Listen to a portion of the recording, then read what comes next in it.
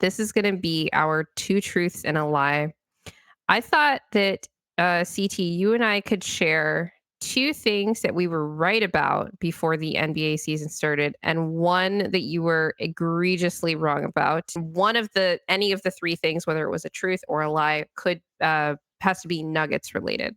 So I thought we could go back and forth. I was going to start with the things that I got right about the season. The first one I was thinking about kind of goes back to our first news item. I was right about the Spurs and that they would end up tanking.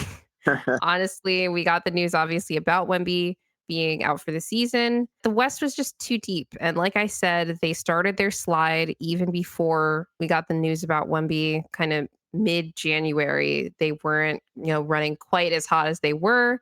And now you've got some other teams in the West that have been, building themselves back up.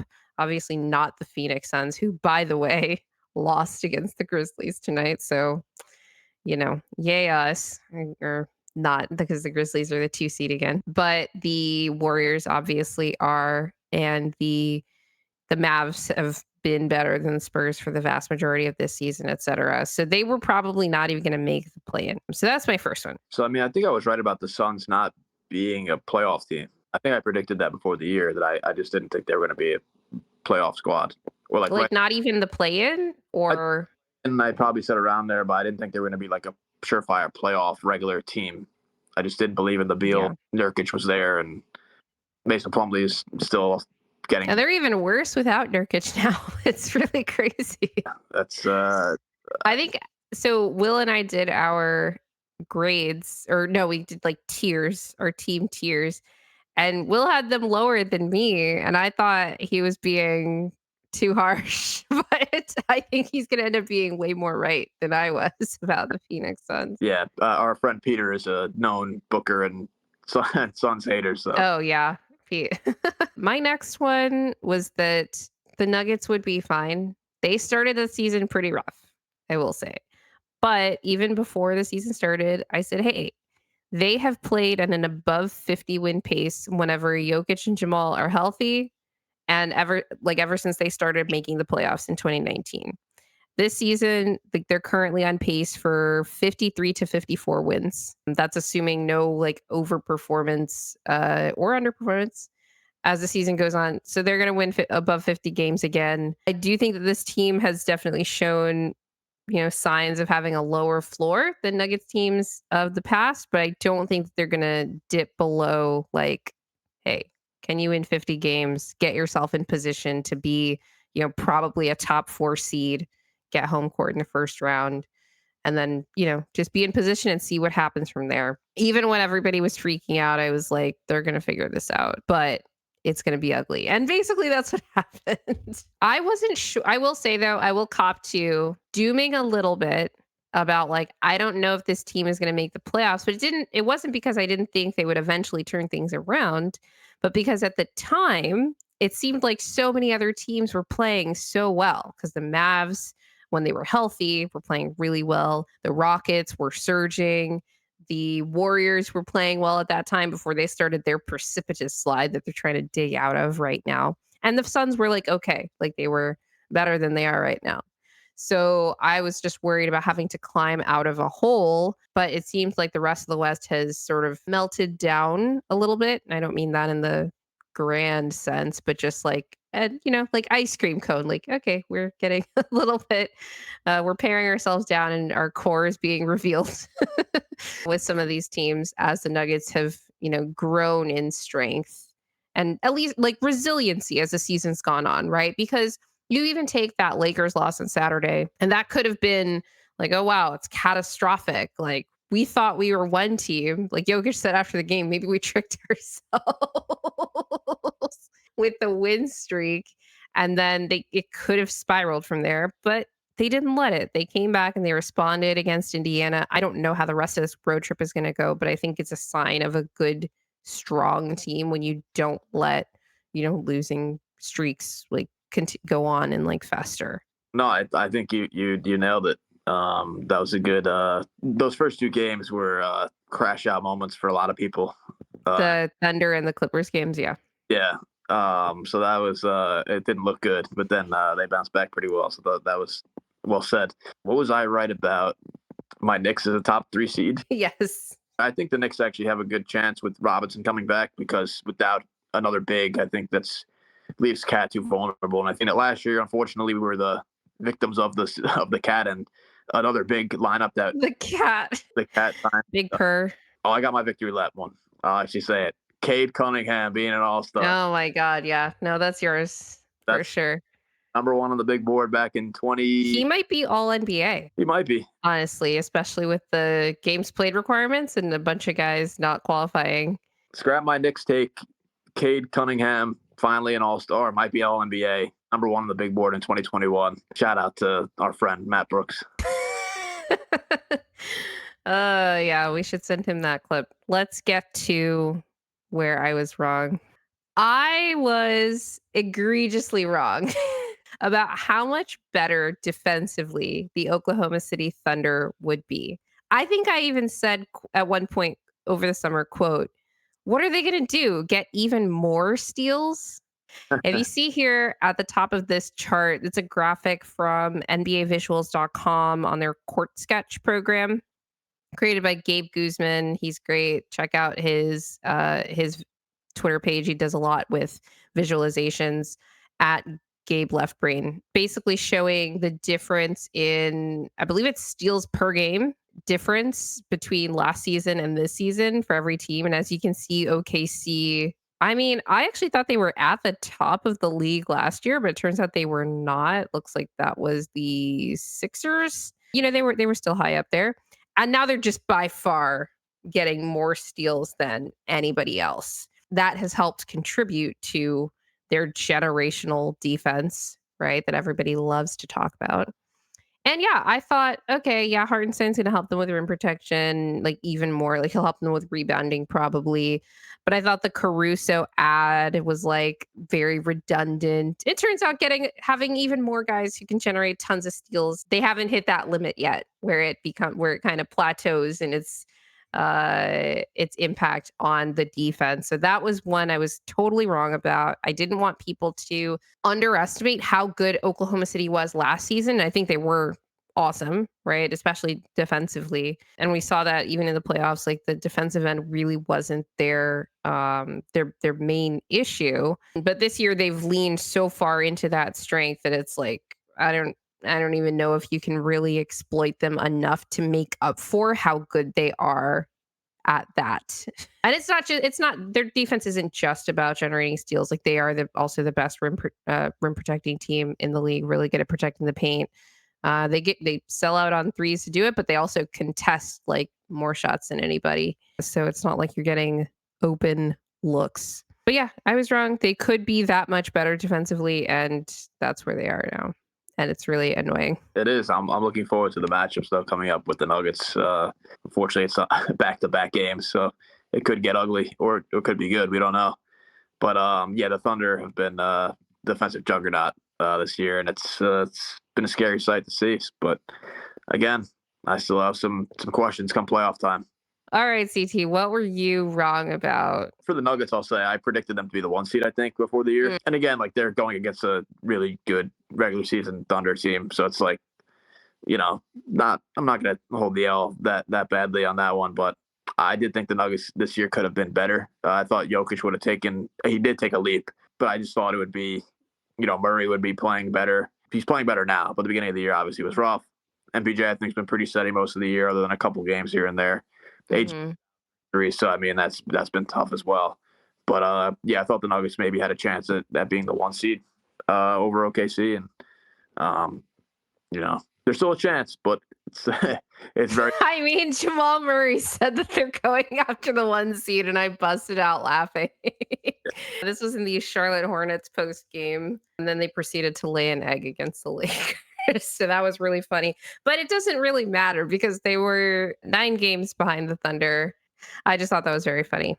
Yeah, it's funny because there were definitely, some touch and go type losses, but it doesn't seem like there are a lot of those, wow, close loss if that had gone like the other way slightly this season as much as last year. Right. Maybe because we're just blowing more teams out, but I feel like for the most part, for the most part. The games that we lost handily. They Embarrassing. weren't like, oh, we should have won that with the way that we played. Like the Blazers game was probably obviously like we should have played better in the Wizards game. The Blazers game was the one where I'm like, that game shouldn't have even been close because they were getting blown out before that fourth quarter anyway. So it's one of those things where I'm just kind of like, the team has kind of, I think I don't feel as much like FOMO about these losses, about as many losses this year as I did last year. Right. And that's not necessarily a good thing because some of these losses haven't been close. Yeah, it's been they've had a couple of embarrassing losses, especially the Wizards game. The Blazers game I thought was embarrassing too. There's been a couple of those, Could have been more embarrassing, CT. It could have been a blowout. but that Wizards game was something. Their floor, like we said, has been a lot lower than in the past 2 years for sure. But I do think when they're on, they look pretty formidable. I think I think the record thing against the over 500 teams or playoff teams is definitely a data point for sure. But it's something that I'm not really too concerned about until we get to the playoffs. Well, speaking of their record, before we get to the outro, just wanted to get your quick thoughts on the next few games as they go on this road trip. And then there's a couple of home games before they play OKC. So I'll just fire off a game and you tell me if it's going to be a win or a loss. At Milwaukee. I'm gonna go win. Okay. I've actually got that as a toss up because it's the Nuggets on 3 days rest. Right. Literally, that's it. I think they can win it. I don't think Milwaukee's that good. I think they're beatable. At Detroit. Detroit's playing really well right now. They are. I think they've got the Cavs have the longest win streak in the NBA. The Pistons have the second longest. They've won 7 in a row. I'm gonna say win for that one too. Yeah, they're only slightly above 500 at home. I think we should win it, but we'll be on a back-to-back, which we've been awesome at, but they can't keep getting away with it, as in the Nuggets, right? Yep. I feel like we're due. They're 10-1 in back-to-backs. The one loss was without Jokic against the Rockets at home, right? The Pistons are actually they have a better win percentage on 1 day's rest, which they'll have on at that game than we do overall. But I actually think I think we have a better chance of winning Milwaukee than we do Detroit. I'll be surprised if they lost to Milwaukee and then. Well, actually, if they lost to Milwaukee, they'll just play better and might just like beat Detroit because of the like we gotta make up for it kind of energy. So I have it as a toss up. Oh my god! Don't jinx it. You're right. I'm gonna say L. I do think the Pistons have been playing better. The last time that we played the Pistons, they had been playing really well, and we've done a good job of playing these like mid to bad teams that happen to be on a hot streak when they see us. We've done a really good job taking care of those games possible, but we're on the road. It's a weird time. I'm gonna go with L. All right, at Boston. This is a game where I think the Nuggets actually match up decently still against the Celtics. Yeah. Famous quote of saying that CB and Peyton were the Jaylen Brown and Jason Tatum of the Nuggets. So this will be Or did he mean like he saw them matching up with Tatum and Brown? legendary. Though like Christian's left hand has me thinking he's more like young Jaylen Brown than anyone really knows yet. Yep. That's going to be a fun one, though. I'm looking forward to that game. I think, like I said, I think the Nuggets have some good matchups there. Still, Jokic, obviously, I think is, tough matchup for the Celtics. I'm going to say a loss because I think this game is in the afternoon. Is it? I think We've been bad on matinees this year.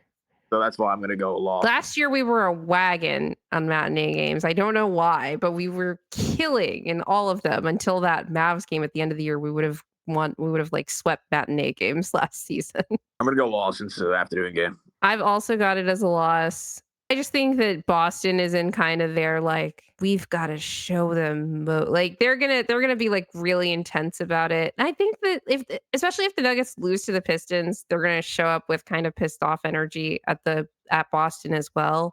I'm gonna go with L. If they surprise me, then great. Okay, we have 2 games versus the Kings and the Suns. I've got those both down as W's. Me too. They should just take care of business. Like the Suns are substantially worse than they were last year. We should win that season series like handily. I think we're tied right now, or maybe no, we're up 2-1. almost Nugget and Zach Levine. Oh yeah. Oh my God. Another. We have to face Levine again Yep. because we played him when he was still on the Bulls. At least we'll get to play the Bulls without Levine one more time. All right. For the OKC back to back, I've got us winning the first one and losing the second one.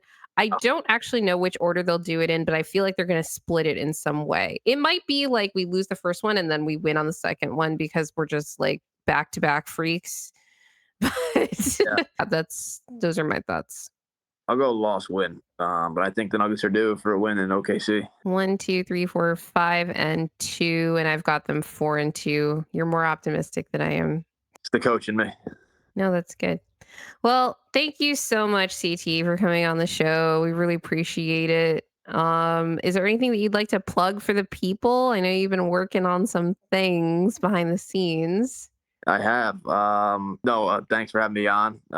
Appreciate you and Will having me back on the show. Always great to talk Nuggets and NBA with you guys and keep up the great work with the show.